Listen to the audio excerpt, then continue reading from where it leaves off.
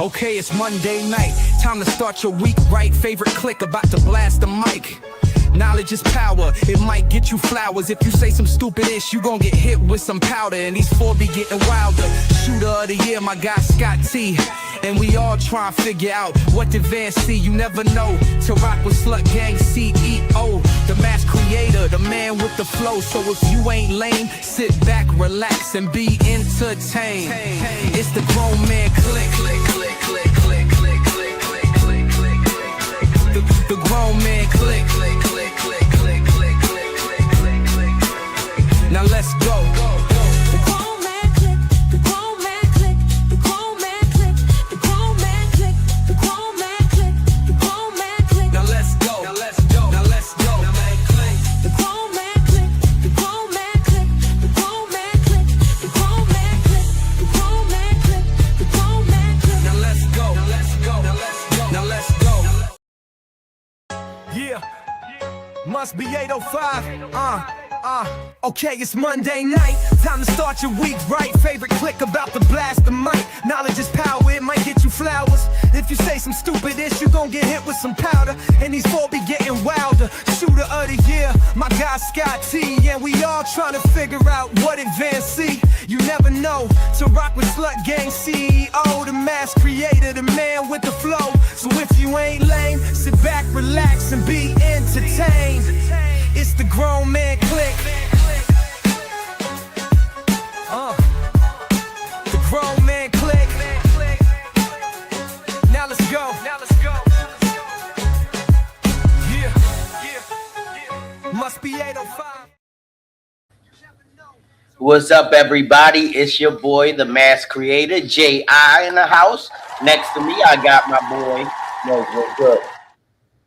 And on screen, we have. Man, go. And we are the Grown Man Cliue Podcast, coming to you live at 8:05 every Monday night. As we do at the beginning of every show, we go around the horn. Well, first, we toast to a good show. So, pick up whatever you're drinking. Make sure you wave it in the sky, nice and high. And we're going to toast to a good show. We say clink, clink, drink, drink. Let's get it. Even though the last thing I need to be doing is drinking. But we'll talk about that a little later. But All right. let's go around the horn. Happy Father's Day to you. Happy Father's Day to you, Van. Happy Father's Day, man. Happy Father's Day to all the fathers out there watching. For sure. But how was your Father's Day, man? What you do? I work Father's Day. So, you know. You was here. Yeah. And let's welcome Rich to the show. What's up, Rich? Rich, what's good, brother?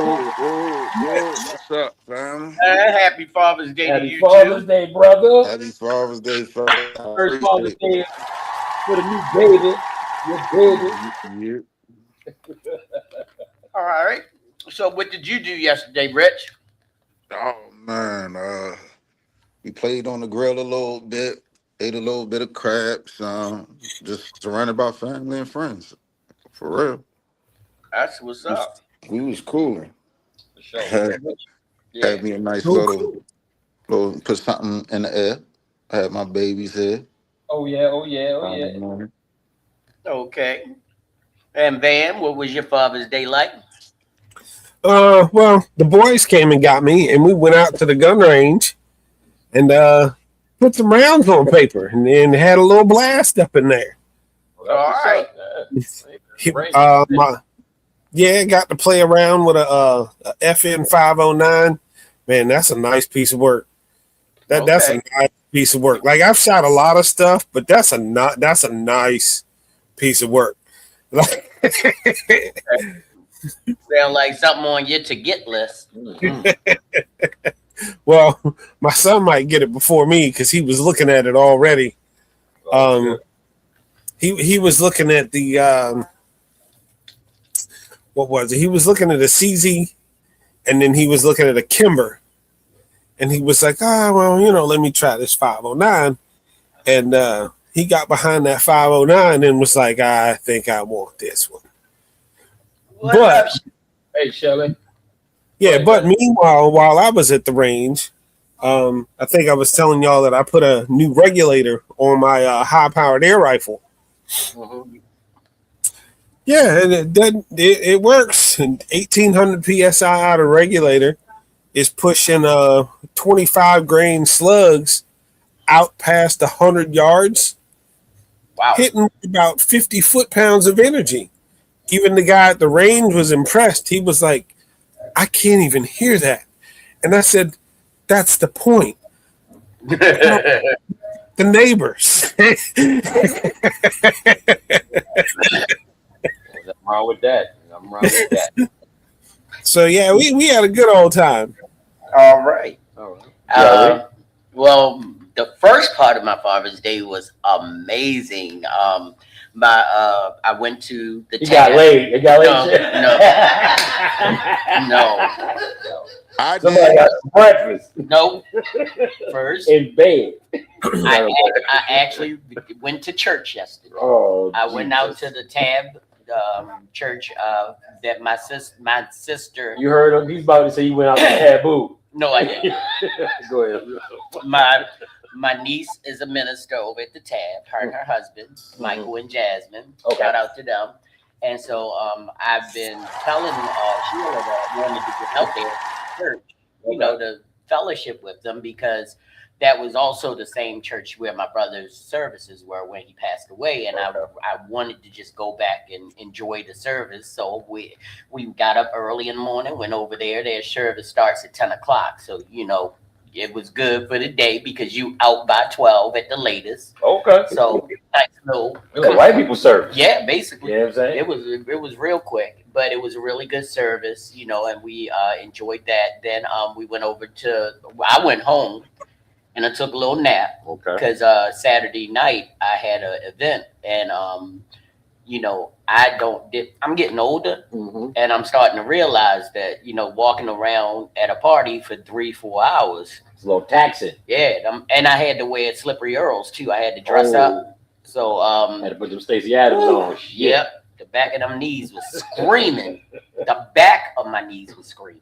Wow. So, but then I took a little nap. Sheila came and picked me up. Went over to my sister-in-law Marie's house, and Maria, Sheila, my sister Joanne, all of the ladies had a Father's Day dinner for us. Oh, And, that's what's I mean, had everything that you could eat, you know. I mean, and Sound about right. guys sat around, and we got some amazing gifts. We got colognes, we got shirts, we got towels. I got this beautiful table that they have handmade with pictures of me on it, Oh, Mass nice. Creations Multimedia in the middle of it. Nice. Really nice, like little work table. It's nice. Okay. So That's what's up. and they made one for a couple of the other, you know, like the senior fathers in the family, and it was nice. Then we started playing spades. Okay. Then the drinks started flowing. Oh shit. And once the drink started flowing and the spades games was going, me and my brother Eddie was kicking everybody's butt off the table. And somewhere in, I say around the 8 or 9 o'clock hour, I totally blacked out. My wife was giving me information about what was, you know, nothing crazy. Sheila, like what do you do, Sheila? nothing. You All right. I just wasn't- want to tell you what. She said, my sister-in-law, I kept asking for her. I kept asking for Sheila. And then I got my sister, so because I wanted fish, because they had some fish. Yeah. And then I started asking for hot sauce and mustard, you know, condiments for fish. But then they said I started doing something like this with my face, like kept rubbing my Sheila, face. what was he drinking, Sheila? Tequila. Just some tequila and some Heineken, you know, nothing out the ordinary. But I worked late that night before, because you remember I came back here and I had to upload all of the pictures and everything. And so then when I got home, you know, tried to get some rest, but got up real early. So I think it was a culmination of good food, good drink, and me being tired, because I don't remember eating that damn near piece of fish after the fish that was on my original plate. But I think it was tequila. I don't even remember getting driven home. See, Nothing. tequila. Yeah. Nothing. It was completely blacked out. Let's welcome Mr. Sister Two Two, what's to the happening, Cat? stage. What's going on, Pimpin'? What's up? There he is. So how was your weekend this weekend? What did you do this weekend? Happy Father's Day. Shit. Okay. What's up? I mean, You mean tell me you wasn't somebody's daddy this weekend? Somebody called it. I prefer the term "sir" during those escapades, but you know, I mean, I'm a cat dad, but you know, that's nothing new. We good here. So Okay. All right. And let's welcome my boy Pedro Barrington III, aka Mr. Sophisticated Grizzly, to the house. What's up, Grizz? Say what's good? What's good? What's happening, Grizz? family? How How y'all you been, feeling? man? How y'all doing? All right, and a happy belated Father's Day to Father's Day. you. I know you sent me a message and I loved it back yesterday. Yeah, all happy in belated all, Yeah, all I of got it, a bunch of everybody. messages yesterday. As long as they came in before 8:30, I was good. I saw him, but after 8:30, it was like somebody slipped me a Mickey because I don't remember nothing I did. But it was a really good Father's Day. I enjoyed it and had a great time. And it was just a good weekend. So how was yours, Ted? How'd yours work out? Pretty cool. Everything went well except for when me and Mrs. Grizz went to go look at the house. So apparently, the realtor that put the house up as a we supposed to do like a the walkthrough, or they had like a open house. Apparently, her people put it up as an open house, but there actually wasn't an open house. So we just sitting in front of these people's house, knocking on the door and shit. And we all, you know how usually an open house, like you got balloons out front and they say welcome and they got a little sign and everything. We walk up, like, you know, it just looked like somebody just left to go out and hang out for the day. And I'm like, okay, this don't look like no open house. But when we called the lady, she was like, yeah, I don't know why they put that up there. I'm like, ma'am, like, you know how many people probably gonna show up here today at these people's house? And because your people put an open house up on here. Oh, You better figure. So later on, my realtor, she's going to set up a date for us to actually be able to walk through the house and see everything. So everything's still cool. Just, you know, that was the only thing. But other than that, all was gravy, man. Everything. All right, good to hear. Good Cool. to hear. Yeah, it was a good day. I thought it may have rained a little bit, but it didn't. It stayed off, and we were outside too, so we were in the backyard. I felt that this morning because I was all congested because I didn't take an allergy pill yesterday because I forgot. But besides that, it was a great Father's Day. So shout out to the father and shout out to everybody who celebrated their birthdays and all. And, you know, Shout out to the eaters. Oh, Jesus. Yeah, well, we can. Shout out to the eaters. So let's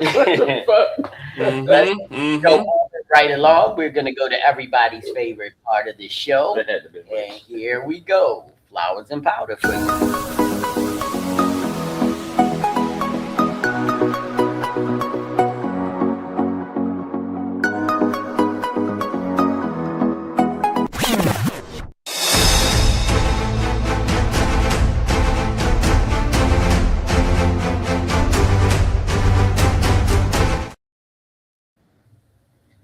And that's right. It's time for Flowers and Powder. And if you're new to the show, true to the show, or just don't know what to do with the show, and welcome Reverend Rogers to the fan screen. Rev. What's up, Happy Rev? belated Oh, Father's Day. everybody, how you doing? Just in time.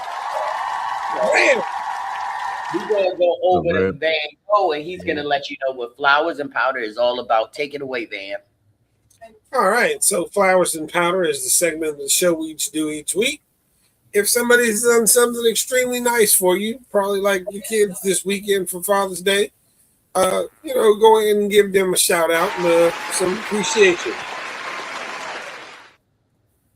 But if you've got that guy parked on the side of the road and decides to open up his door in traffic and yells at you because you got too close when he's the one didn't look, yeah, go ahead and go around the block, put some powder on them hands, and smack the shit out of him on his next pass.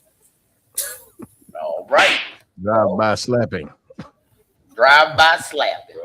So before we go into Flowers and Powder, I just want to say Happy Father's Day to Reverend Rogers, and also ask you, how was your Father's Day? How was it? You on mute, brother. You on mute. muted. I'm There you muted. It was great. I had a great time. Got a phone call from my son in Orlando. Daughter's here for the summer. Wife was as generous as always. Church was wonderful. Had a great time. Didn't mess up the sermon, so I'm happy with that. So we had a great time. I chilled. I ate. I had a good time. The only problem I have, I was listening to one of my friends preach in DC, Pastor Howard John Wesley, and I got to mirror his problem, his concern, because he said he called Saturday to make reservations for Sunday. And the woman on the phone told him, "Oh, it's wide open. You can come at any time. Try that on Mother's Day. Right. You can't get a reservation for nothing if you call 2 weeks in advance, but Father's Day, you could get anywhere you want to. So I got a problem." So that's I know I'm jumping the line, but No, you're not. That's my powder. You right up front. Mm-hmm. And the Brute by Fabergé. And I know Grizz know about the Brute by Fabergé. So thanks for asking. Happy Father's Day to all of you. Rich, brand new dad. Happy belated Father's Day to you too. Yeah. Boy. All right, so who got the flowers? Who got the powder? Who going first? Rev already did it, so he teed it up. I'm going put my bat to it too. Look here, I'm gonna need y'all to stop acting like these fathers are not important.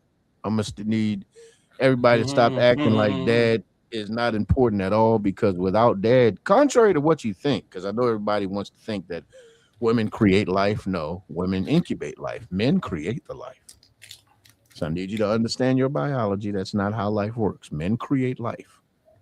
And so what you need to understand is when you have your dad is just as important as your mom. Now, I'm not sure what kind of relationship you have with your father, but if you have a good relationship with your father and you don't celebrate him as much as you celebrate mom, that's a crime. That is a crime punishable by blacking. Because you really need to celebrate your father, because he's your protector, he's your teacher, he's your provider. Like I said, if you have a great relationship with him, if he's taking care of you, if he's in the house with you, if he's being a father, and you're not putting as much emphasis on Father's Day for him as you do on Mother's Day for mom, you're doing him a disservice. So do better with this, please. Right. All right. I'm gonna make sure. Where's my church fan? I'm gonna make sure my daughter, who just turned 13 yesterday, hear that part, because kind of stole my thunder for Father's Day with our birthday being the day before, but it's okay. I was broke, but then I worked on Father's Day, so it worked out. Okay. Right. Yeah. All right. Who next? Ms. Vizitio, you going last, so I know. You gotta land the plane. No more flowers, no more powder. Damn, this is depressing. I'm more happiness. I'm gonna get some flowers to Rich, the new dad. You know what I'm saying? This your first Father's Day with the baby. You know what I'm saying? So flowers to you, my friend. Appreciate it. I can give out a little bit of flowers. I can give out some flowers. I could be nice. What you got, man? So I'm gonna give out flowers to the staff at the gun range. Okay. Because it was Father's Day, and of course, there's a lot of guys in there to begin with, but mostly the guys go in there by themselves or with their girlfriends or whatever. They rarely see, guys in there with their kids actually teaching them about like responsible ownership, all that good stuff. Mm-hmm. So when we got ready to check out, I was like, all right, well, I use this many targets, blah, blah, blah, blah, blah, blah, so forth and so on. And he was like, bro, I ain't worried about them targets. It's on the house today. I was like, oh, okay, appreciate it. So, yeah, I got to give them flowers because I do know now that they are paying attention, that they're not just in there just working the register. As some places they just I work the know. register, but they actually pay attention to who's in there and who's doing what. And now I know that's a very safe place to go shoot. So yeah, I'll be spending a lot Hey of time. man, you gotta text me that gun range, man. Huh? You gotta text me what that gun range is. Oh, I'll shout them out by name. Gumtree. Oh yeah, I've been Orange there. Mills? Yeah, Oh shit. yeah, Okay. Gumtree is Yeah. pretty cool. That's where I yeah, got my permit from. Okay. yeah. Gumtree is awesome. They didn't give a fuck about the target, so I could bring anybody in there that I wanted. Yeah.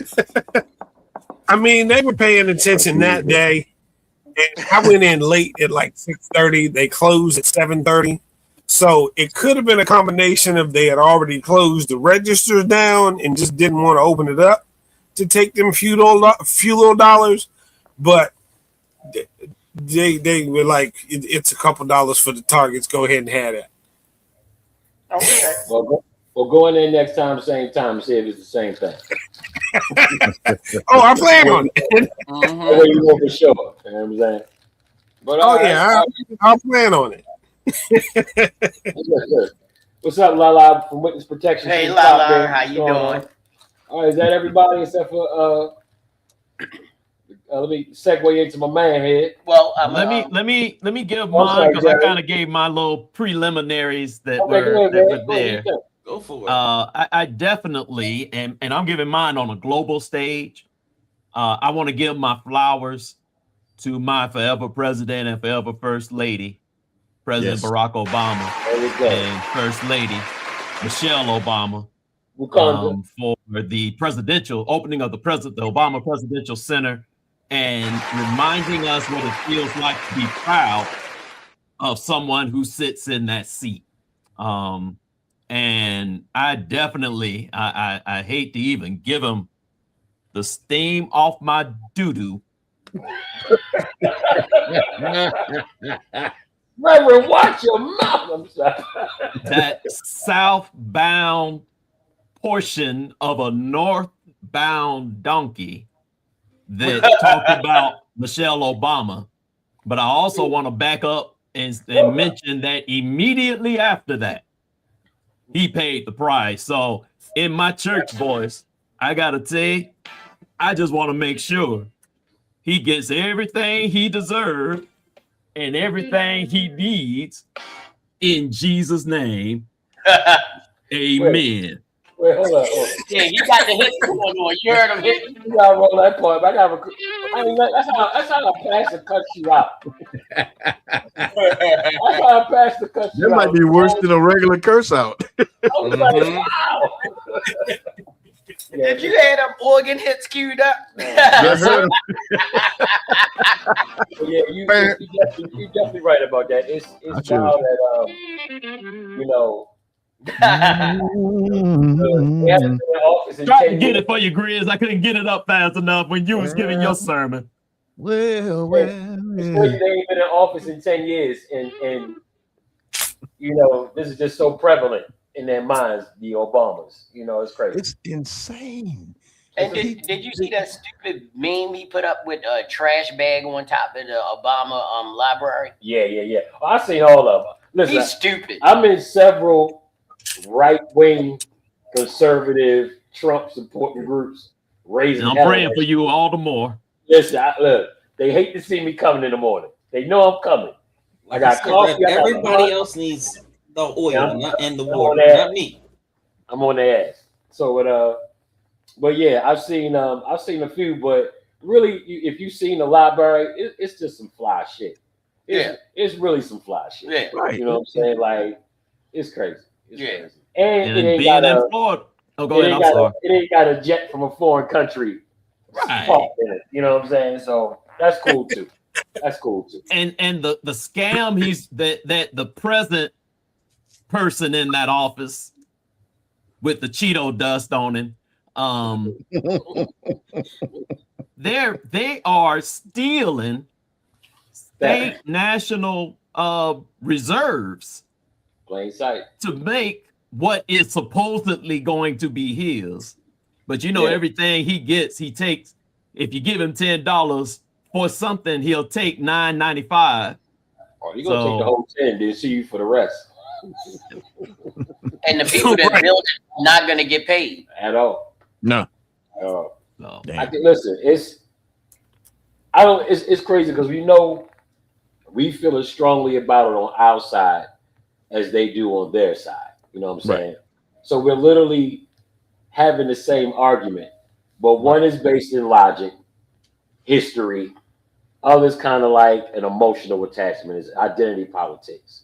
Because if the guy who I like is wrong, that means I'm wrong, Right. and nobody wants to be wrong, right? Exactly. You know what I'm saying? So it's just crazy, I though. have But one- my I have litmus one test is would you let Obama get away with it? No. That's my litmus test. No. Exactly. And you know, You know what I'm damn well saying? you wouldn't. Yeah. You know damn well. I have one more thing to add. Go ahead, If y'all go don't ahead. mind. If Go you ahead. don't mind.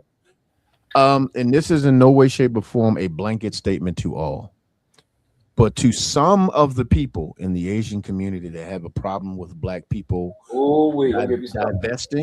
divesting, you should be less upset about where we spend our money and more upset about why we've chosen to spend our money elsewhere. So you worried about the fact that we are supposedly boycotting? No, we're not boycotting you. We are reinvesting our finances. It's not about boycott because we know all Asian people aren't like this, but we've seen way too many of the racist Asian people who have a problem against us. And here's the part that I don't understand. Had we not died, had so many of our leaders not been in the ground right now, you wouldn't be able to enjoy some of the resources that you get when you came here. Yet you want to trash the very people who made it possible for you to come here. So when you worry about where our black dollars are going, worry about where your nonsense came from and why our black dollars are going. And the crazy thing, even beyond that, because I've seen these outpouring of these Asian folks, really coming at black people. You're not going to boycott this, you're not going to boycott that. And the bigger picture is the only reason why you're in our communities is because of racism. They don't want you in theirs. They didn't want you in theirs. You could only get here if you were starting a business. And that's because they felt bad about throwing y'all in camps. You know what I'm saying? And you know what I mean? Doing the same thing Germany did with the Jews. So you were forced to be in our community because white folks ain't want to see you in theirs. You know what I'm saying? And then you automatically know what they know that we don't really know as far as like galvanizing our economic power. Mm-hmm. Like you said, if we start investing, start moving that money in different directions, they're gonna feel it. Target felt it. You know what I'm saying?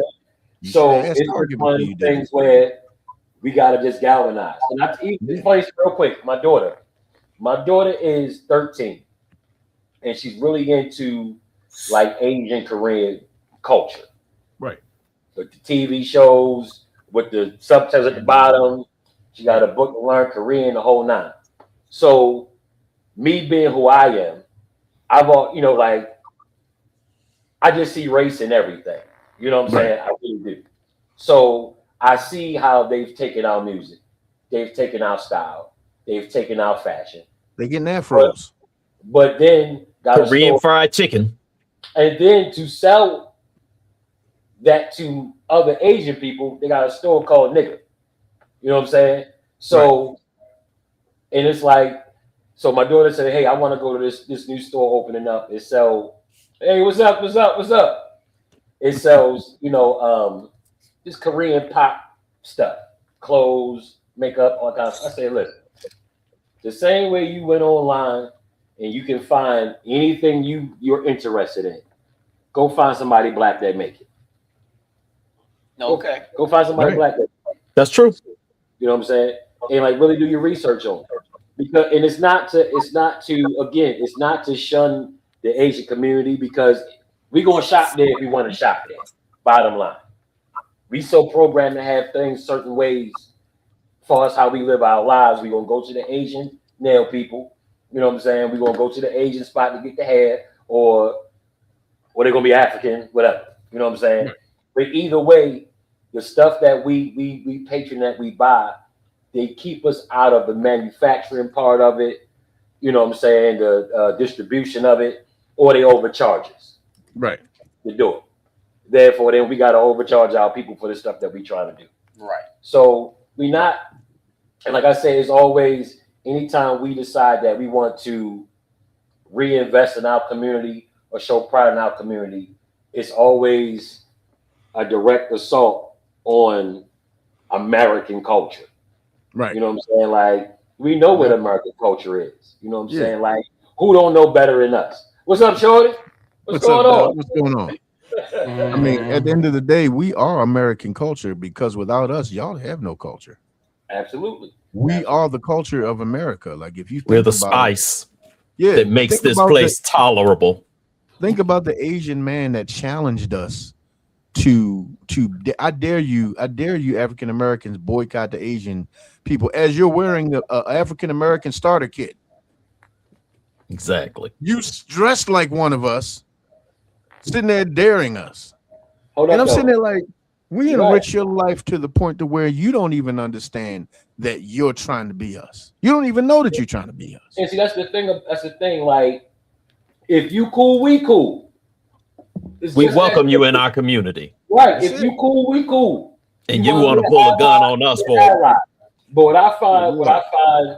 hilariously ironic is the white boys that's rapping with gold chains and gold teeth with jerseys of African American, talking about how much they love Trump and all this other Right. shit. Right. Kid Rock. Yeah. I'm like, While you wearing Eddie No, George Kick we're Rock. not even talking about Kid Rock. Kid Rock country now. We Yeah, he's talking right. about white boys He got with on gold though. teeth, fronts, gold chains, looking like every rapper stereotype you can think of. You know what I'm saying? Talk about Trump, my daddy, I love Trump. And I'm like, that's crazy. All right. All right. So let's go ahead. That's and great wrap info up. lane and Mr. Pacific too. What you got? Flowers or you got the flowers? I just wanted y'all to let it out. Time y'all say some more shit than I do. That's cool. All right now. Mhm. So I got my flowers. Okay. Okay. Peace and quiet. Peace and quiet is beautiful on Father's Day. Okay. As a proud me personally, it's just Sunday because, you know, like I said, for Mother's Day, same shit applies, if not more. Everybody should be celebrating their fathers every day. Same. Right. Word. True. True. Hear that, Coach? 75% cacao banker hose. That's the last edition I just made an hour ago to my flowers. Okay.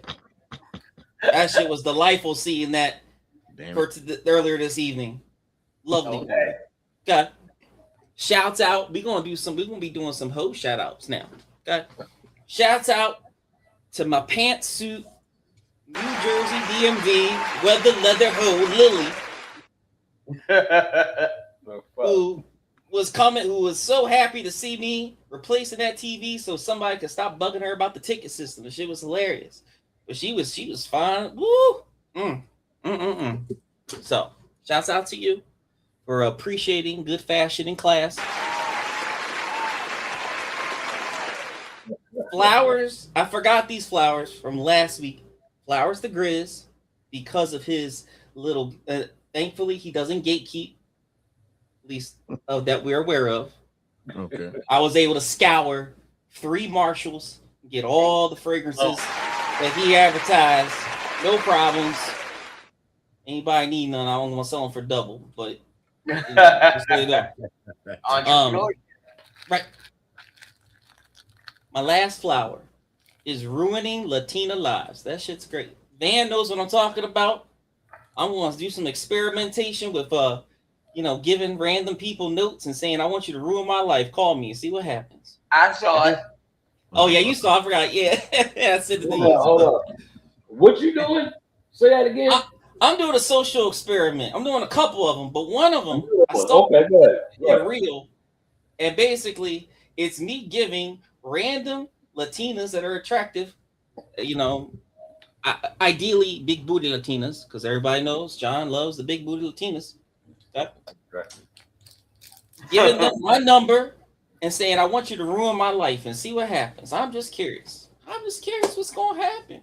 See how many people knock on the door for that open door, open crotch policy. You know what I'm saying? Please let us know what the findings are. Oh, yeah, I got a bunch of other stuff lined up. Because if you don't know, yesterday marked not just the first day of actual summer, but the first day of scorching man summer. Okay? Okay. All right. So we gonna be out of here. Okay. Turn the corner. It's gonna be, as the kids say, lit. You know? Okay. Anyway. Now let's get to the good shit that y'all want to hear, the powder. Okay. We're gonna get this out of the way real quick. Cheap asses in IT. Okay, I can't wait till I fucking retire soon from IT. I had somebody hit me up an hour ago while looking at that 75% cacao banker hoe. Disturbing me in my eyes. Talking about hey, can you tell me about, how much you charge per foot for cabling? And he's like, I tell him, and he's like, why is that so expensive? Because you ain't paying for it. I am. Right. I got to put it in my car. I got to put it in. Well, I can get a whole box for $295. I know you can.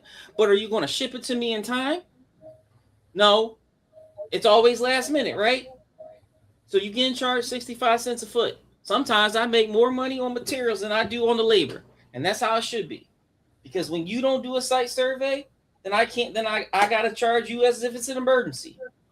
Mm. So, Damn right. another late addition from this morning. I discovered something. I'm not a fan of some leathers. Okay? Specifically, Jersey Italian leathers that happen to be married but want to talk to me. Jesus. No. No. You can't be talking to me and acting all stupid. And they're the ignorant ones. They don't even know what gravy is. They call gravy sauce. You're not supposed to do that if you're real Italian. What's wrong with you?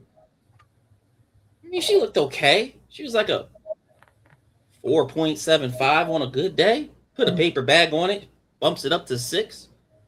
Oh, No. God. Nah. And ironically, I was at K Jewelers.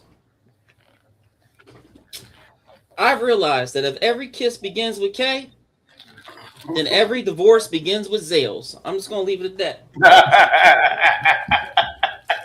All right. Then we're going to transition to, unfortunately, something that I had to fall back on from last week. Y'all heard the statistics. Unfortunately, the sisters don't like Mr. Vicissitude for some reason because most of them think he's arrogant. I don't understand this. This happened today. I went to a Walgreens, pick up a package for the VA. I walk in there. She eyed me from the fucking photo counter, saw me, saw the shiny Rolex, saw the shoes, saw the purple socks, saw it all. I said, hey, how are you? I'm just looking to get a package. It's under so-and-so my name and address. Well, what did you say? I was like, I'm looking for a package. It's under. Oh, well, you see all these packages back here? Is it your job to look for it? You get an attitude with me? No, you seem to be. I'm sorry you don't like your job. Why don't you quit? And then she looked at me and was like, thinking I was arrogant. I was like, listen, I can describe the box right in front of you. I can literally describe this box because it's right in front of you. It's a big blue box. Literally. That's it. You just look down and if you can read, it says the company's name right there. That's the problem. She can't read. I know. And this is what I deal with up in these parts up north. These remedial ass, not having Cardi B, Megan Thee Stallion listen hoes. That be like, oh, he's arrogant. As a matter of fact, I was wearing arrogant today, Grizz. Is that your black woman's voice? Well, I swear I should have told you about that shit. I'm just saying, like, what we doing? On that English laundry. On that English laundry. Ironically, the person who initially called me arrogant, we ain't gonna say that person's name. That person didn't buy any English laundry, even though I recommended it for somebody else we won't speak of. See, that's what I'm saying. See, like, you know, that's all. I'm just shaking my head. That's all I want to do. I'm just You're a perfect segue into men's mental health topic. Yes, and I got two more, and these are the biggest ones. These are the big ones. Get the holy oil and the holy water ready, Rev. I know you've been waiting. I know you got the organ out, but I don't know if you want the organ out too much. Let's see. Oh, land the plane, man. Land the plane. Yeah. Okay. Models who double as hookers and use that as a way to get people to do shootouts is not acceptable. Thank you. Okay? Like, I discovered, I ain't saying no names, at least today, but I discovered we had a shootout that was supposed to have been yesterday, and on, as we would say, the Lord's Day and Father's Day, you out here sinning, talking about some, I'm doing a photo shootout at a hotel in Baltimore somewhere at the Inner Harbor. But then you put out a separate flyer on X talking about some, you can have one or two beauties. Excuse me? So which is it? So are you trying to say I get a combo deal? What if I saw both of these flyers? Do I get to do a shoot and get the cook? And is it that good? And is it really that good? And I not for nothing. Is it really that good? If your menu is like, if your menu is $50 for head, I'm just saying. You gotta bring the second flyer with you. Yeah, listen. You do the shootout. Do the shootout, then you pull out the second flyer and be like, "What's up with this?" Listen. We ain't about the blackmailing here, okay? Slut Syndicate is a very, established, very reputable place here. We don't do things like that. I don't need to blackmail a hoe. They blackmail themselves. That's ridiculous. But I'm sorry, that's not acceptable. If I'm coming to do a shoot with you, which I wasn't, but just in case, don't be out here trying to fucking be like, oh, on Facebook, we got the $50, $70, $90, $100 photo shoot special. But then you go on X and it's the same person, and you just like, oh, we also got the Gawk 2000 special for $50. I'm kind of concerned when your rates are that low. Maybe one of y'all can peep game with me. Is $50 a good going rate in the Inner Harbor? I thought it would be higher than that.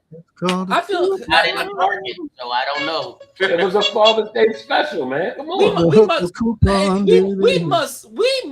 need to bring in Kim Swallows one day to see about that.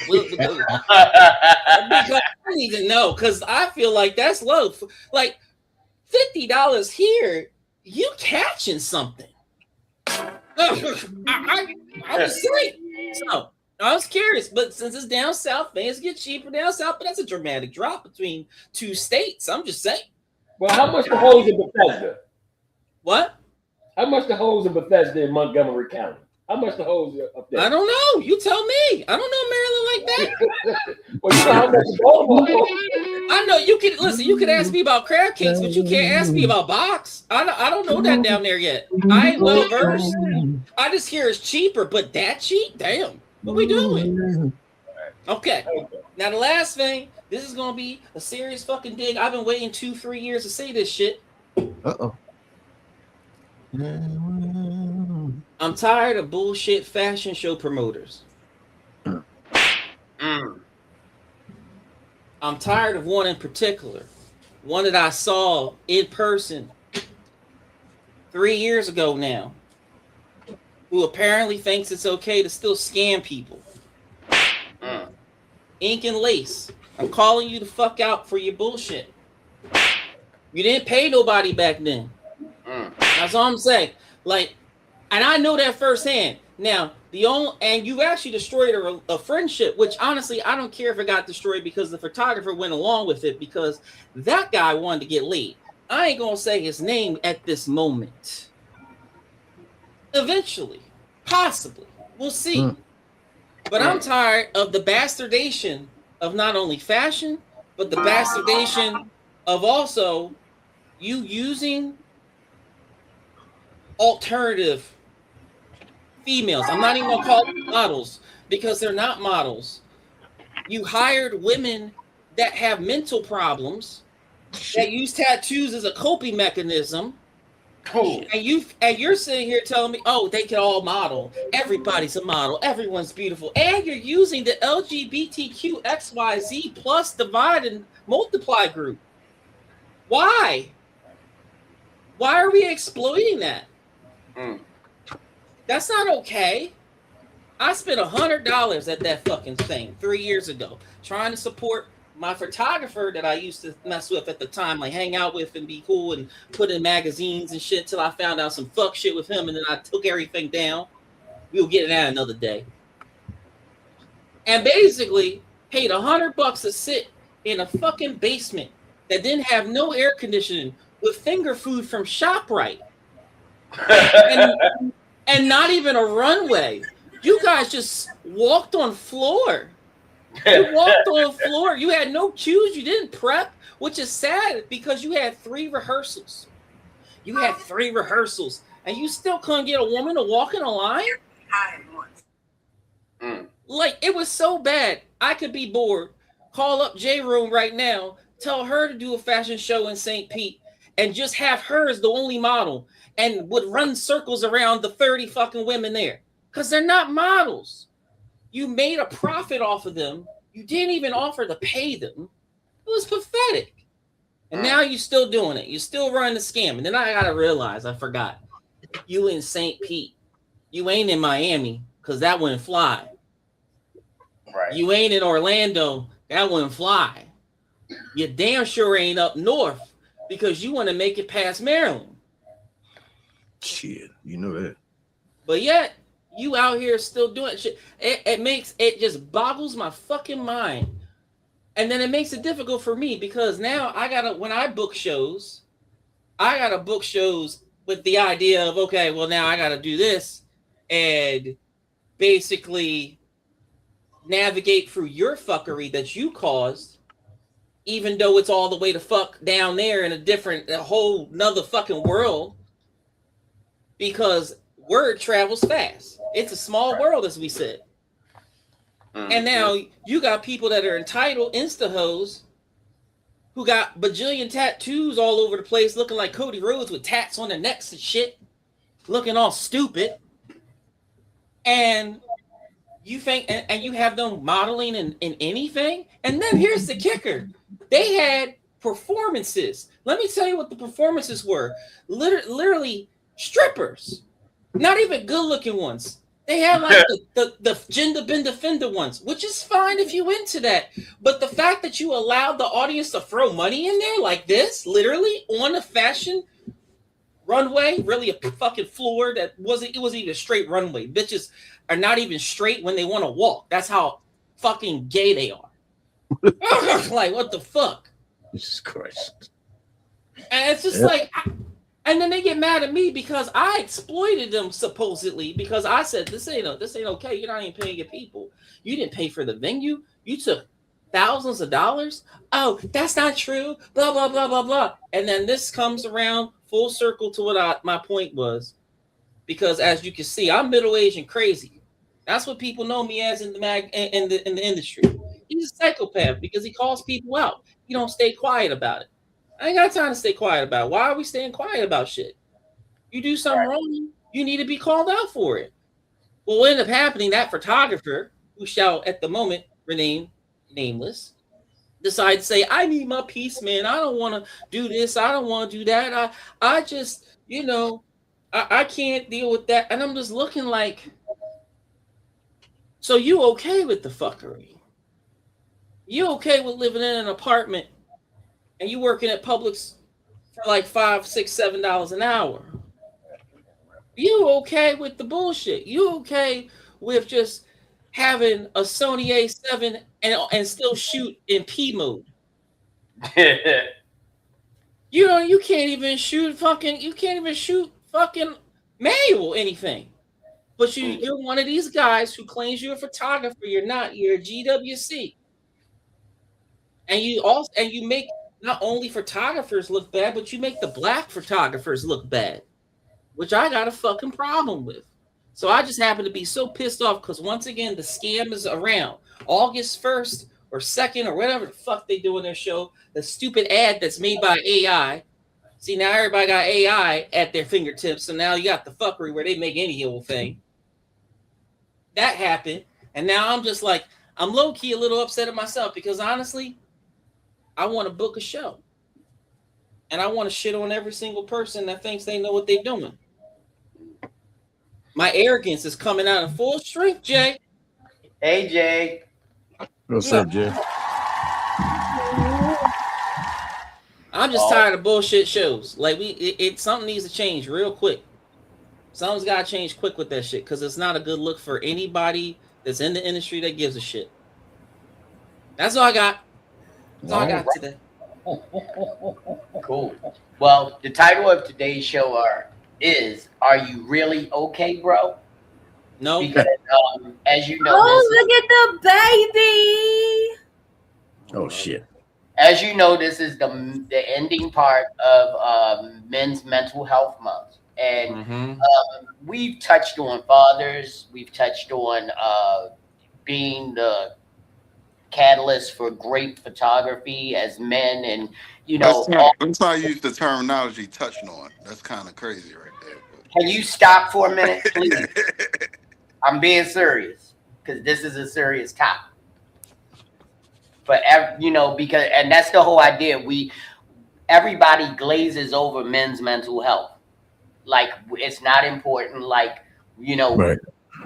we don't deserve a forum where we can really talk and display stuff that is really really important towards bettering your mental health. Right. So tonight I really want to have a serious conversation about this because we don't know. It could be somebody right now on this screen going through one of the toughest times of their lives, and we could be one of the things that helps get them through, but we're still not giving them the forum they need to tell us what's going on to help them get better. So can you go to download number 25 for me, please? You ever ask a man how he's doing and he says, I'm all right. I'm here to tell you, that man is not all right. That man is battling demons that you cannot even possibly imagine. That man is struggling every single day to find a reason to keep going. And the reason we say we're all right is because as a man, nobody really fucking cares what you're going through. So why even bother to say it? But you know what? I feel you, brother. Because I'm alright too.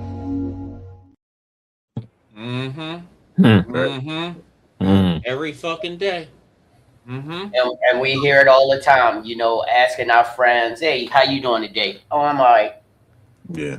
And we leave it at that. We don't really open up enough to say, hey, dog, I can see a difference in the way you look, and I can see the difference in the way you walk, and you don't seem like your normal self. Do you need a minute to talk about it?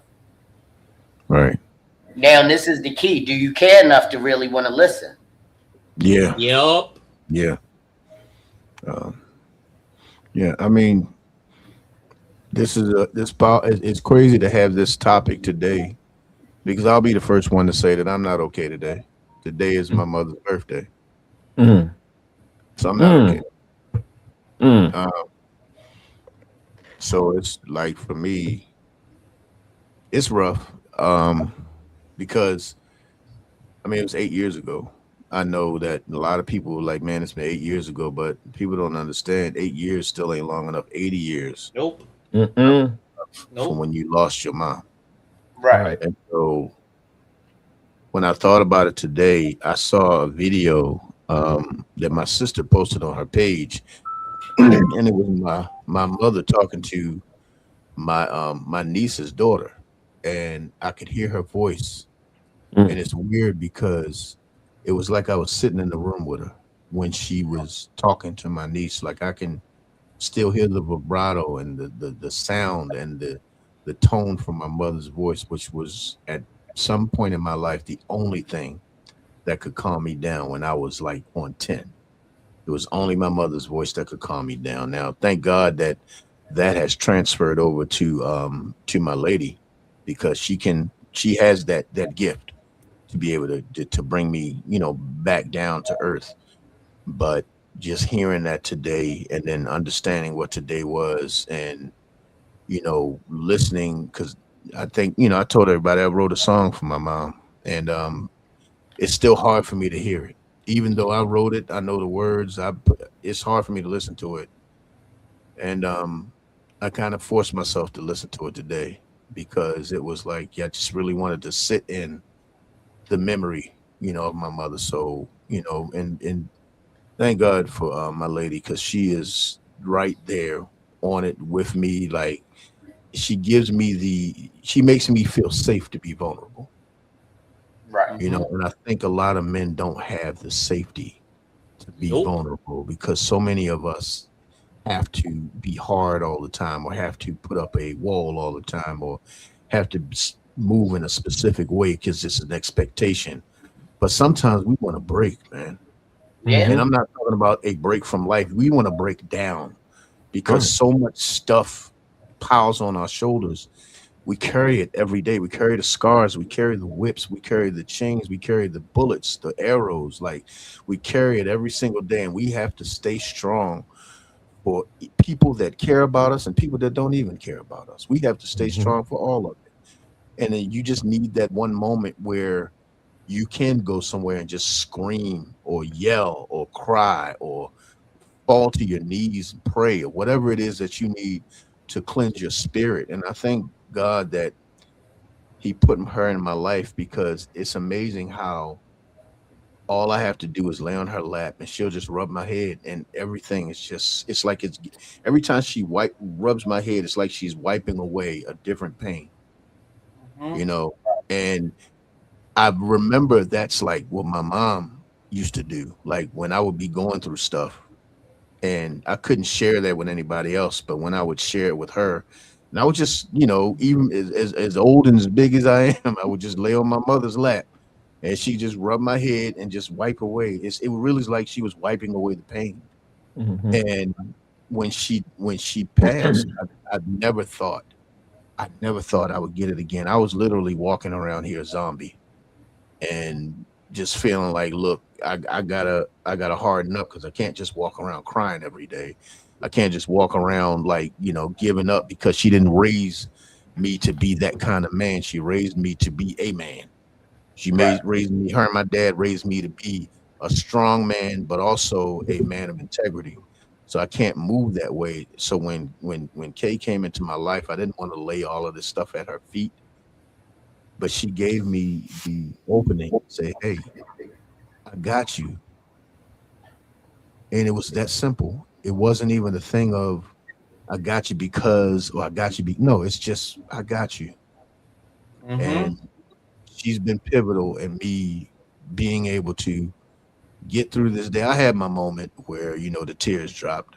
And it was more so, I'm so glad that I've gotten to the point to where it's not always the sad tears. There are some joyful tears that fall too, because I can hear my mother laughing at certain things and talking about certain things, and listening to John P. Key or Daryl Coley, or just, some of the stuff she would listen to. And then she'd turn right around and listen to Ella Fitzgerald and listen to Billie Holiday, and then turn right around and in that same sequence, listen to Stevie Wonder and Michael Jackson. So it's just like, it's kind of, shows where I get my musical eclectic nature from. But at the same time, man, I'll say it right. I miss the hell out of my mother. I miss her with everything in me. And I really, like, if I could have one last conversation with her, I don't even know what I would say. I have no idea what I would say. But I think I would literally just sit and listen. I don't think I would say a word. I would just to hear her talk. I wouldn't even have words to say, because I don't feel like any words I could say would do any justice. But yeah, I didn't mean to bring down the whole. No, Oh. no, you didn't. Thank you for sharing that. And I mean that honestly because if you don't have a listening ear and a non-judgmental listening ear, with your friends and your brothers, because it's good to know that you're supported by your significant other, your life mate, your partner. But when you can open up and share with men who you respect and admire, it may give them a little bit of hope or a little bit of healing that they are going through. Because you know what, I was at a funeral one time, and the minister said, and I looked back at it, and it's true. It's about 7 years before the sting of a loss starts to lose some of its sting. Doesn't mean it's going away. It just means that it's a little bit easier to cope with. And the healing process is different for everybody. So, because he said it may be 7 years for this person, but it could be 70 years for this person because of the memories, the life built, the life lost. Everything changes depending upon what that person meant and how much they meant to you. You might not get that same shiver you got 3 years ago when you talk about your mom. You might not get that same lost feeling 7 years from that day when you lost your mom, but you're always going to feel something because that loss was important to you. Right. And if you ever need to call me up, and this is 100% true, and all of you do, if you ever need to call me up and share, whatever we talk about stays between us. It's not going to be like, oh yeah, my boy called me today, he was in a bad way. No, because then you're not protecting that person. Right.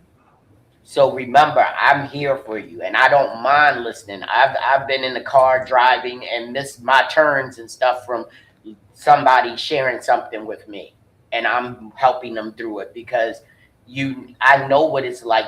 We've got Mrs. Grizz, and I have Sheila, and I have that bucket that I can pour out into. But some of our friends may not have that yet, and you have to be there for them if you've got that protection. Because if it gets too heavy for me, I'm going to definitely turn to Sheila and say, you know what? This is how I'm feeling, and this is what's going on. And we've got to protect the ones that don't have that. Right. So, anyone else want to share?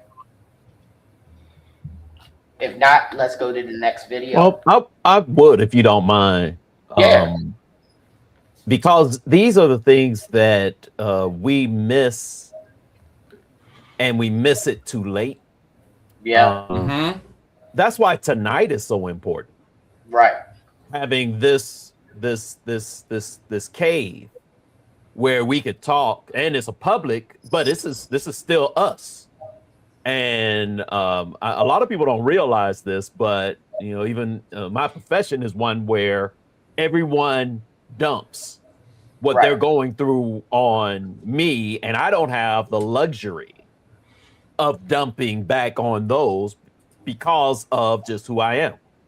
So people don't realize this, but a lot of pastors and preachers die on Sunday and Monday.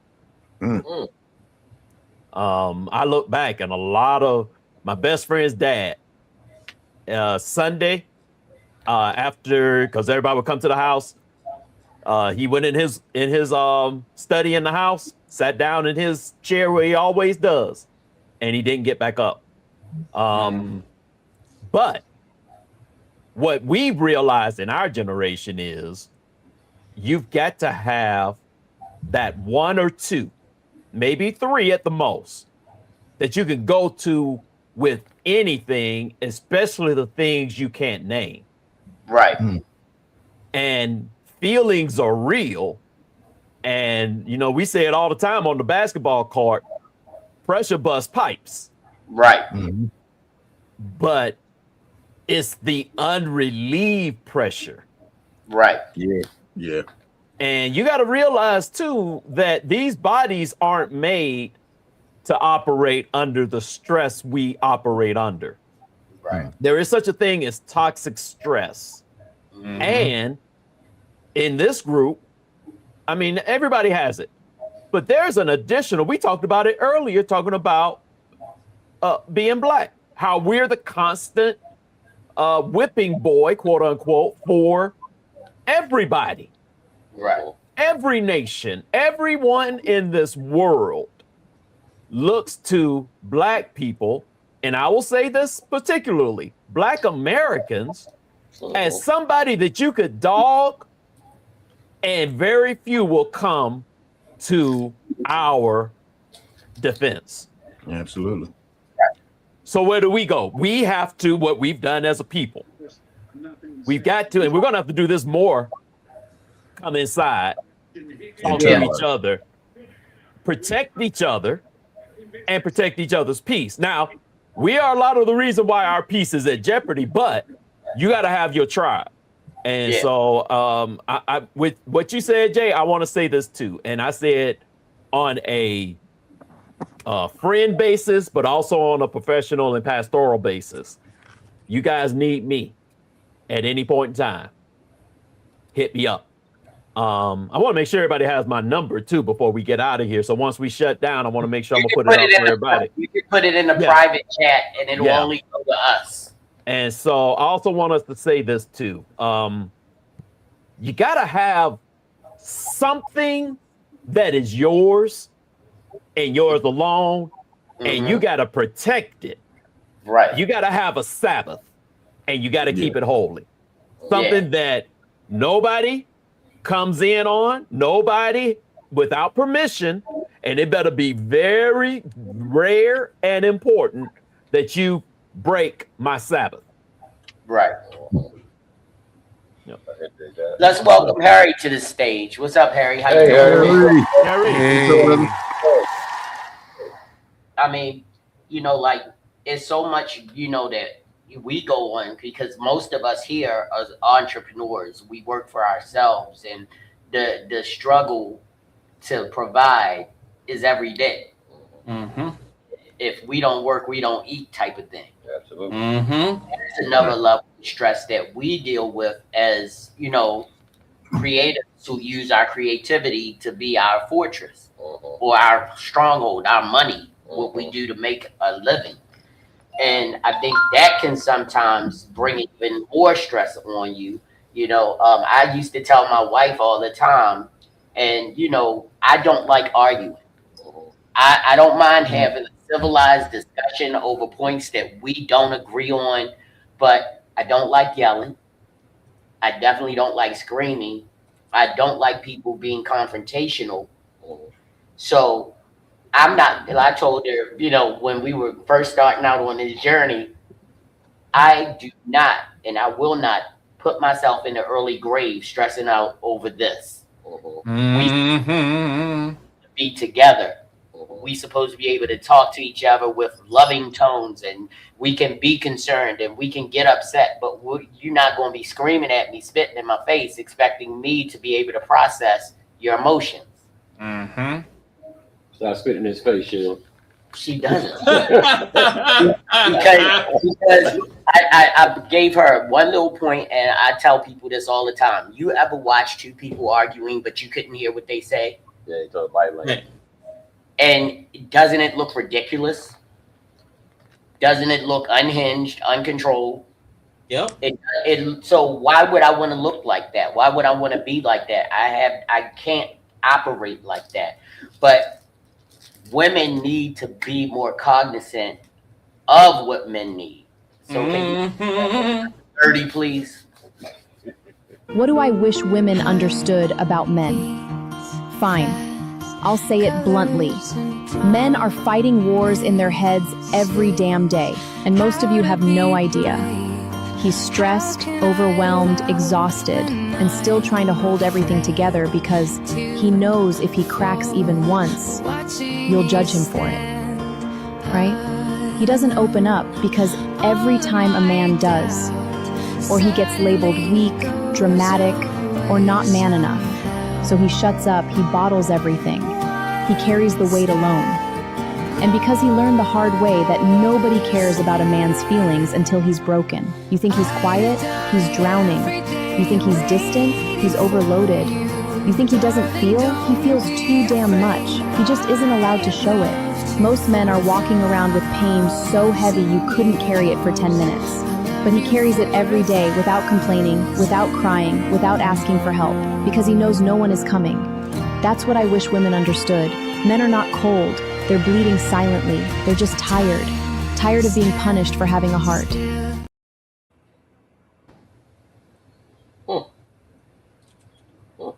Well, I would say to one of the points she made about men expressing themselves or the fear of it. In my opinion, I think within the last maybe 15 to 20 years, there's been a lot of, well, before, men being asked to express themselves, communicate, share, that kind of thing.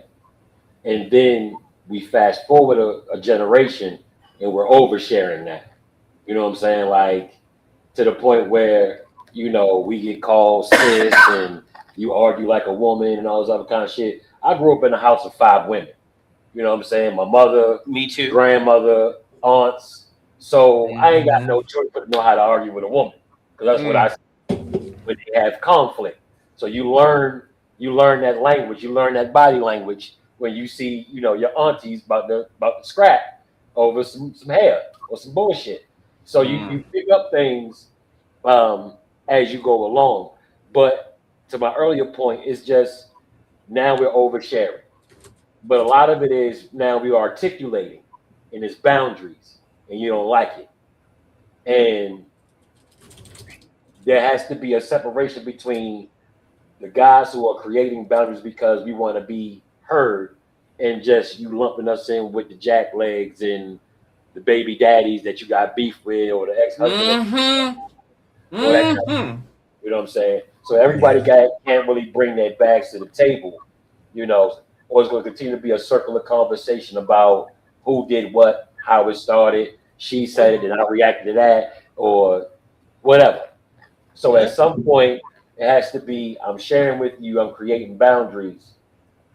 Try to understand, like you said, you know, we can have different points of view and can debate those points where it's not, you know, a confrontational or becomes have a negative connotation to the conversation.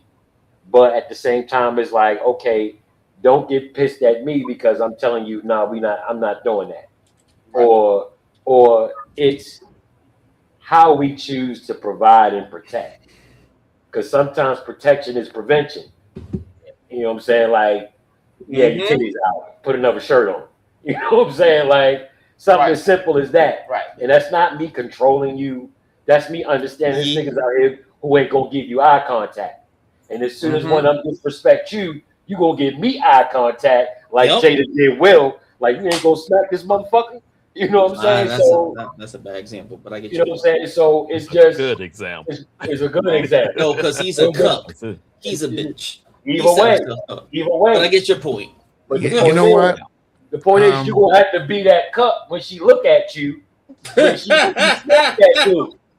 Y'all gotta read his book, man. But I'm talking about prevention. So that read way, if y'all have that conversation and have that understanding, that's not even gonna be an issue when you go out. What's the name of the book, Rich? Will Smith memoir. Oh, brother.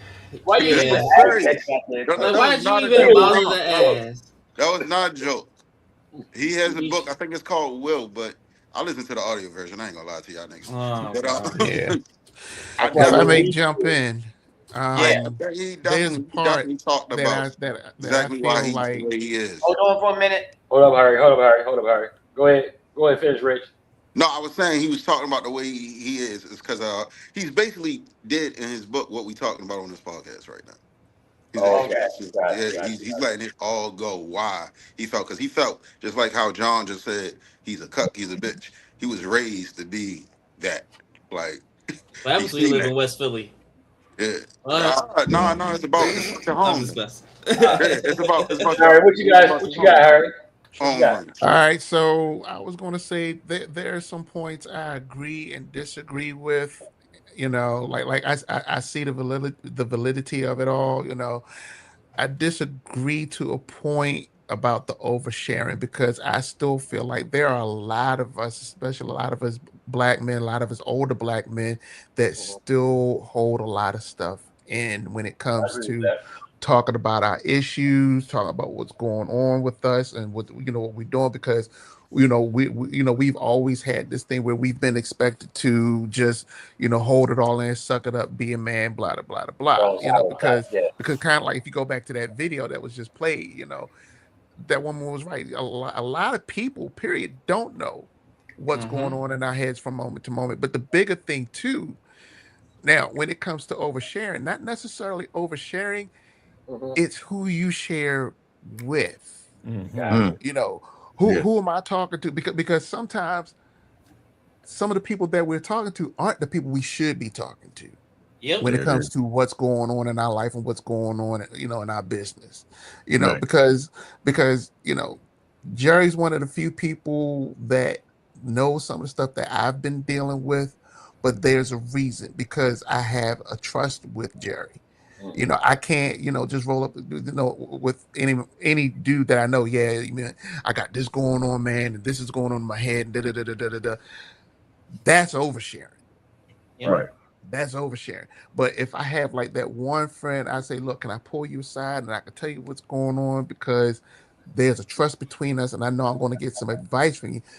That's something that, we as people, not just the men, but we as people, we need to invest in. We need to know who we can invest in so that way when we do share, we don't find ourselves oversharing or sharing the wrong information with the wrong people. Because I'm alluding to the fact that a lot of people that sometimes we share stuff to, they ready to take us down. Oh, I got this on him. Yeah. Yep. They weaponize it. Weaponizing your Exactly. weaponizing your secrets. Right. But the other thing I want to throw out there real quick too is to a degree, I am thankful. I was just telling my wife this the other day. I'm thankful that we are now living in an age where there is more support. There are more therapists. There are more people out there that, if I do need to lay down my burdens to, that we got. Right. Because all before, 15, 20 years ago, man, I got a therapist. Oh, you must be crazy. Must be something wrong with you. Right. There aren't too Taking many people I pills. know now. Put this way, it's almost you crazy if you don't have a therapist. That's why I I said got I'm one. crazy on my moniker. I got one. I'll see mine. I'll go see mine tomorrow. And the thing of it is, we have to look at it like this. A therapist doesn't necessarily have to be a therapist. A therapist could be, your best friend, someone that is licensed, your pastor, whomever. I look at it like The this. show. That too. Everybody has different ways they have to be able to let off. Right. That is the key. Everybody has to have some. The greater picture is we all need to have a support system.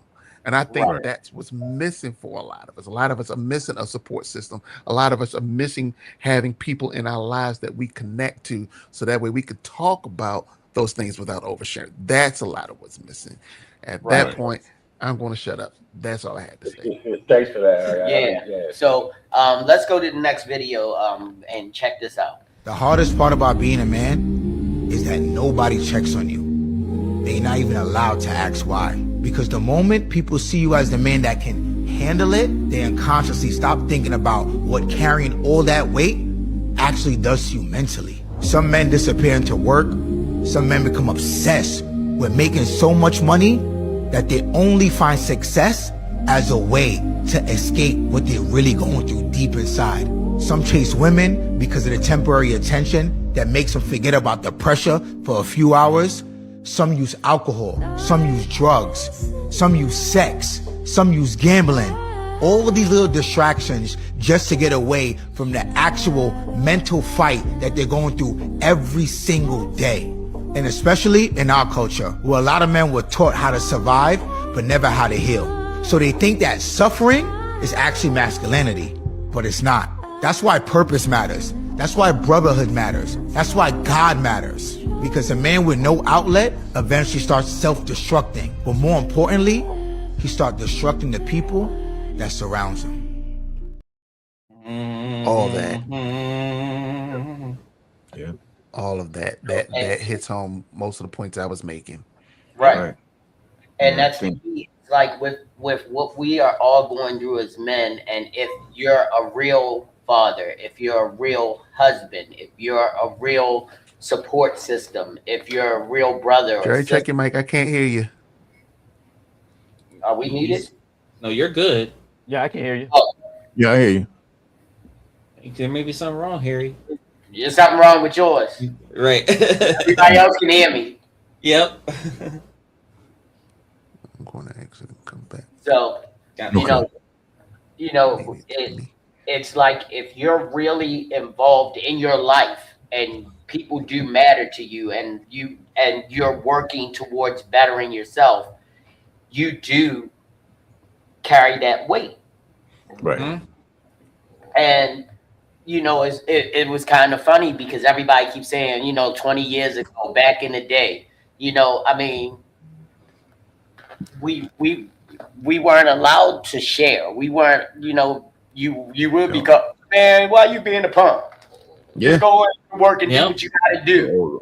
The Shit, I words get were that harsher today. than that. The words were much harsher than that. Well, Yeah. but it was, and just like when Harry was talking about, seeing a therapist. Now, Right. at one point, there was a stigma, and one Yes. thing that Right. black men don't like more than anything else is stigmas. Yep. I don't want nobody going around my butthole, so you die of colon cancer, or I don't want this, I don't want that. I ain't going to talk to nobody. You know what I think? I think a lot of that is unique to just men, period. Because as men, we automatically are in that role, protectors, providers. So we got to be the strong, silent type. I think, like you said, 20 years ago, men couldn't share because you get called a punk or something. But the bigger picture is crazy because that became a coping mechanism. Because everybody's going through something, man, woman, they're going through something. So because that's just, life, a shared experience that everybody has some sort of, thing that happens to them where they got to get through it and get past it. So when you frame it with just men, it's, oh, you being a punk, get over it, walk it off. You know what I'm saying? That's what it translates to. So you're a man, you're supposed to be able to get back from this and move on and not dwell on it. And part of that is because we all got to go through something and we can't dwell on it. We got to keep moving. But it becomes negative when there's no, like you said, there's no outlet for the build up or the pressure. You know what I'm saying? And I think, go ahead, brother. I'm sorry. No, I think a lot of that comes from many of our fathers were not equipped to handle that. We didn't have, our fathers were equipped to handle a lot of stuff, but they would try to keep us into that realm of being uber masculine because they knew the kind of men that were outside the house would eat you alive. Yeah. Because they themselves didn't know how to deal with whatever emotional damage they were going through, because that's, call it what it really is. Men have gone through emotional damage that we have never spoken of. We have gone through damages that we have never even addressed. Like, I'm still getting to some of the traumas that I've gone through with my therapist, and I've been seeing him for the past 6 years. And I'm still really scratching the surface. And I think a lot of what our fathers taught us, or even the uncles or the big brothers or something, like, they could only teach us what they were equipped to teach. They didn't have the understanding. They had no emotional intelligence about what had happened to them. They just knew that whatever the trauma was, I got to put it behind me because I got to keep moving. because this person depended on me, that person depended on me, that person depended on me. The hell with what I just went through, because there's too many people depending on me for me to take a moment to even breathe about it. So then you don't sleep well, you sleep restlessly, or you start to get snappy with people, and then after a while you didn't put it out of your brain, but the spirit remembers. You don't even understand why you're grouchy as you get older, because you still haven't dealt with the pain that you went through for whatever that situation was, because no one was equipped to either teach you how to deal with it or handle it when you tried to talk to them about it. Because there many of us have tried to go to our homeboys and, hey bro, can I tell you something, and I've actually had homeboys like roll their eyes like, nigga, what the fuck, like, and I'm like, you know what, nah bro, it's okay. And then I'll be like, man, fuck it, it's okay, so I laugh about it. But at the same time, I'm sitting there, that hurt. Yeah. That hurt, because it's like, damn, like I figured that I could, because we was cool, but then you also don't, and I don't think that people understand that when you do that, Anybody that else having person audio never looks problems? the same. No. No, not me. Yeah, because I can hear John and I can Yeah. hear whoever else is saying, but I don't hear who's talking. Like, I'm dead serious, y'all. Like, What? it's I don't Y'all know. hear me? very important. I heard you. Yeah. All of us here. I can't hear. Let me find out we hit the limit on StreamYard. It's selective conversations on this. Next But time no, you send honestly, a text, that way you'll mess the conversation up. Rude ass. but no, I really feel like, Need that. and I That's think they part of healing. understand. Yeah, I think that you never look at that friend the same way again either. Yeah. Especially when they didn't do it purposely to try to hurt you. They didn't know how to deal with it. They weren't equipped to deal with it They know how because to help. Yeah. they didn't know how to help you. Or maybe they were scared because your trauma was something that mirrored what they were going through, and they just didn't want to. They want to deal with their shit. with theirs. Yeah. Because that could also be it. Sometimes your friend is going through stuff and you don't even know it, and they don't try. They don't show it. It was one video I saw. I don't think I downloaded it, where the guy was talking to his mother and he had tears in his eyes. He was crying, saying, "Mom, I'm not doing good. I need some help." And his buddy walked up behind him and tapped him on the shoulder. And he was like, "Hey, yo, what's up? How you doing, man? What's going on? You all right, man?" "Yeah, I'm all right. I'm just over here talking to my mom. Give me a minute. Because You remember Antoine Fisher, Jerry? Oh, I'm sorry. Go ahead. Oh yeah. The movie, Yeah, the movie Antoine Fisher. I think about that point right before his friend got killed. That he showed up and he was, he really didn't articulate everything, but that was the thing that was keeping him getting messed up in his life. Right. I put in the chat for us a little tool I used that I was given in seminary to judge our stress, because you don't realize the body. There's a book in a process called The Body Keeps the Score. You can click that up. I don't know if it'll show up real good because it's really like a spreadsheet tool, but I don't know if everyone can get it from the chat, but I'll make sure everybody gets it. Oh yeah, I have this. Yeah, and we don't often get to the place where we can enumerate the things we go through, but if you look at it, death of a spouse, foreclosure, divorce, sleep less than 8 hours. All of these things are things that we deal with. And as men, like Grizz said, we don't have the luxury of stopping when these things happen. But just like all of these things, and down it says, look at your life in the past 12 months, 6 months, whatever the case. The body's keeping the score. And each one of these is that slow drop on that stone that is in a year, 5 years. It's gonna drip away and tear it away. But the other thing you're gonna see is this. It's cumulative. Yep. It adds up. It builds And you don't. When I got diagnosed as ADHD, it gave me a great understanding of why I've done things the way I did. and now I know how to handle it. I don't know how to stop it all, but I see it when it comes. Right. And these things aren't deficiencies. If you got diabetes, that's a problem with your pancreas. If you got high blood pressure, that's a problem with your heart and the pressure in your veins.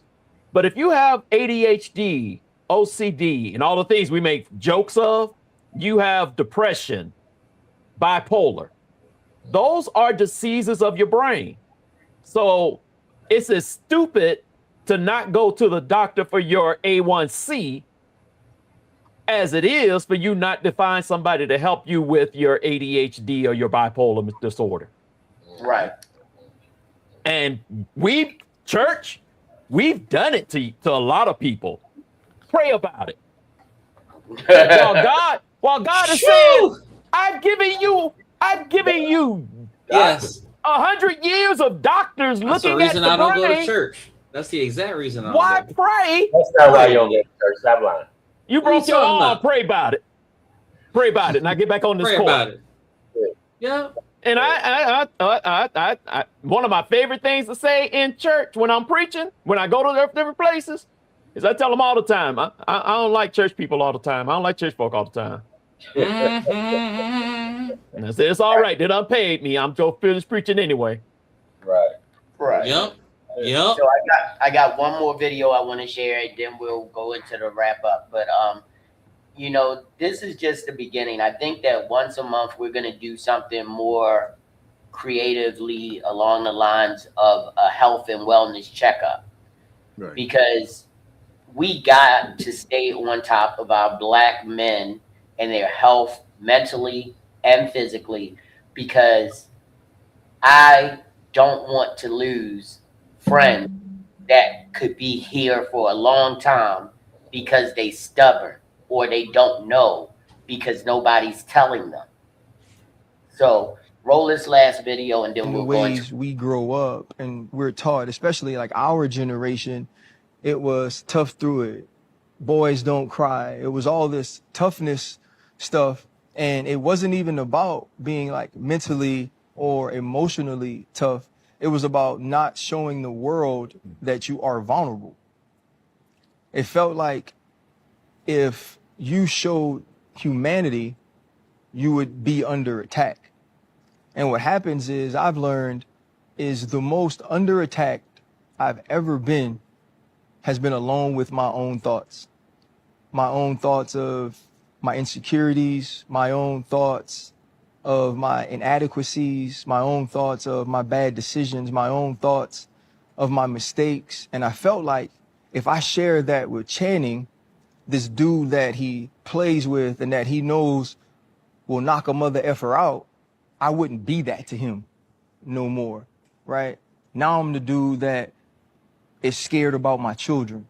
You know what I'm saying? If I told that to Fred, now when he saw me on Sunday across the field, it wouldn't be the fierce safety that he knows, right? It would be the dude that's trying to deal with the weight of taking care of his entire family, even though he's blessed in these tremendous ways. And so the biggest thing is understanding that physically you're built differently, but emotionally and mentally, we all have battles and demons and gremlins that are relentless, and we can't battle them alone. And I think the other thing I would tell all men is everybody's problem is not your problem to solve. Right. Right. There it is. I agree with that, definitely. I know part of what the guy said from the first video about us taking on so much, especially if you're that go-to guy in your family or your friends, you the one with the car, you the one that got a little more money than everybody else. Yeah. Or you're just that person they go to. And it becomes stressful because one, that's an image that you kind of take pride in, being that Mr. Fix-It, being that person that can solve problems, the problem solver. But at the same time, it's a lot of responsibility. you know. And then, like the guy was saying in the video, people get used to shit, so they forget, you know, like I got kids too, I got bills too, you know what I'm saying? So I can't always, you know, just give to you because, you know, you think I have it. And whether I do or not, I may have it because I might need it for a rainy day. It's raining over there. It ain't raining over here. But I need to keep from when it's raining over here. You know what I mean? So a lot of times, you know, us helping ourselves is by telling people no. You know what I'm saying? Not maliciously, not trying to, you know, like I said, it having a negative connotation. Just sometimes you got to save yourself. Right. You know what I'm Especially saying? when you're being taken advantage of. Right. And it's more so not even saving, it's preserving. Because if you have responsibilities, then, you know, I look at it like when I see homeless people, you know what I'm saying? Like, if I have it to give, I'll give it. But sometimes I remember when I ain't got it, when my daughter asked me, hey, Dad, you got $5? I gave $5 to dude, but now my daughter need it. You know what I'm saying? So it's balancing that. Yeah, balancing that. But it's that inner conflict of I want to help you. You know what I'm saying? I want to be there for you the way you see me and how I want you to see me. But at the same time, understand, you know, sometimes you need to be like, I'm just not going to ask for it. I'm going to stick it out or I'm going to pray about it or something other than just asking. You know what I'm saying? What was your comment that you put in the post chat, Rev? I said the best gift God has given us all is an unreserved no. Yeah. There's something too that about what you just. Oh, go ahead, man. I don't go to church on Sundays. I go to church on Monday night at 8:05. Let me just get that out of the way. All right. But my friend talked to us pastors at in one of our conferences, and he gave this story. Lumberjack competition from all over the world. Everybody come. All these guys are huge, jacked up. One guy, the best lumberjack in the world, 150 pounds, 5'8". And while everybody out is swinging their axe, he's sitting down and he's sharpening his axe.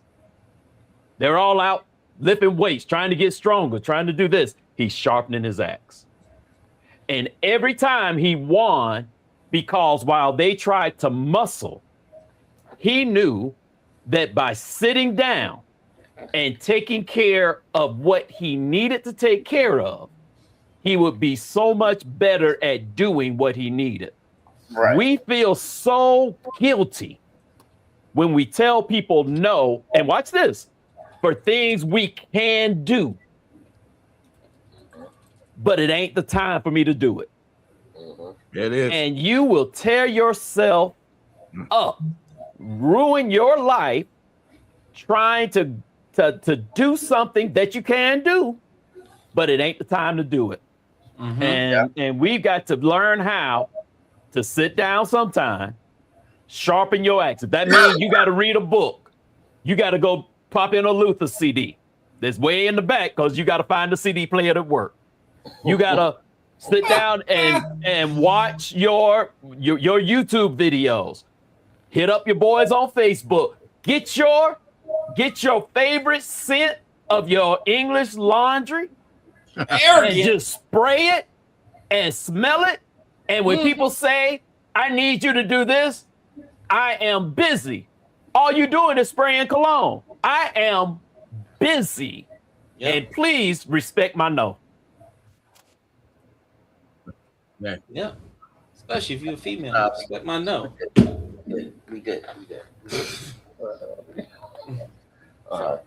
But I mean, this was a great start to something that I think has to be a part of our regular conversation. And what I want to put out there to the people in the peanut gallery that watched, and shout out to Anthony, he was in the peanut gallery, and some of the other people, but we were really talking today, so I wasn't all rah-rah about saying hi to everybody, but your presence is noted, and we appreciate you for being here with the GMC. But we've got to be more intentional about what we put on these shows sometimes. We got to have our fun. we got to kick back with our shoes off and enjoy ourselves and talk about what we really want to talk about. But we also need to take time to do a wellness check on each other as a family. Because if you actually take 2 to 3 hours out of your day to come here and sit with the Grown Man Clique podcast, that means we become ingratiated into your family. So if you learn anything about your family, you're going to learn some stuff you don't want to know about them, and you're going to learn the stuff that makes you more fond of them. And, you know, we got to do this sometimes just so that people know that we do care about the family that we've created in this podcast space. And before we wrap up, I just wanted to let people know that next month I'll be taking a hiatus from the show. I've enlisted my boy Grizzly. I've enlisted Bryant, of course, the regular Grown Man Clique, Van Gogh, and everybody. Even Sheila will still be running the show. And to be honest, I have to have surgery. And I'm going to give myself the time needed to process the surgery and get things done and healed up right and everything. I'm not leaving, y'all. I ain't going nowhere. I'm going to be here for a long time. I don't care about the good time part. I want to be here for a long time because I want to keep sharing and growing and loving on people that I love on and being here for a good portion of the time that God has supplied for me to be here around you guys. It's going to be different, but I will try to come in, but I can't even use my computer. My computer got to stay here so y'all can do the podcast. So just real quick, in light of this new information, Sheila, you won't be off with him because we want you to be home with your man. So Rich, get the hose, just like last time. Rev, you had to miss a couple shows, okay? No, Rev can stay. He got experience with hoes. He got experience with hoes. It's good. But, we need the whole oil. But it's so funny because the thing about it is that everybody just about on the show kind of knew I was going through some stuff. And one by one, y'all pulled my card. One by one, y'all was like, what's going on, Jerry? And eventually I had to tell everybody, you know, face to face. But the thing about it is that because I have a good health regimen, this is not going to impact my life where I'm going to be saying goodbye to y'all. And if you guys can do me a big favor and go to the doctor twice a year. One time is not enough. Have 6-month checkups. Make sure you're doing good.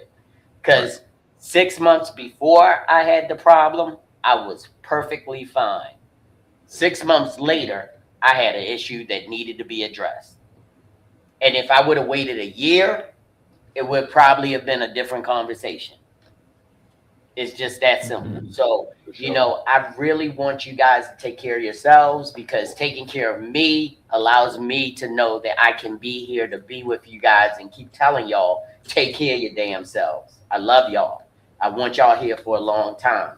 So, as we do at the end of every show, we're going to go around and Mr. Sophisticated Grizzly, can you tell them what's coming up with the Sophisticated Grizzly podcast and everything else you got going on? Okay, guys. So we will be coming back in July with the Sophisticated Grizzly podcast. We are going to do a few things differently, but I still want to let everybody know that the 1930s to 1950s AI versus battle is still on. It's happening in July, so please have your music ready, have your song prepared, because we are going to be having a damn good time. And this time, this versus battle is not about fragrances. It's not about any of that. It's about putting your money where your mouth is. If you believe in your song, put up or shut up. Put your money in there. Everybody's going to have an opportunity to bet on themselves. And whoever wins at the end of it, they win the entire pot. So that's how this versus battle is I'm going to come out of retirement, Grizz. Yeah, come out of retirement. You're gonna have to. I'm telling you, man. This is gonna be one of those ones. And I will be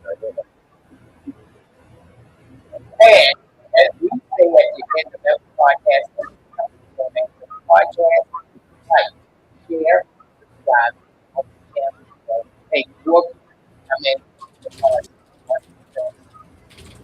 and as we always say, please do good. Do really good. But if you're going to do bad, do really bad so that they know that you meant it. Peace. We are out.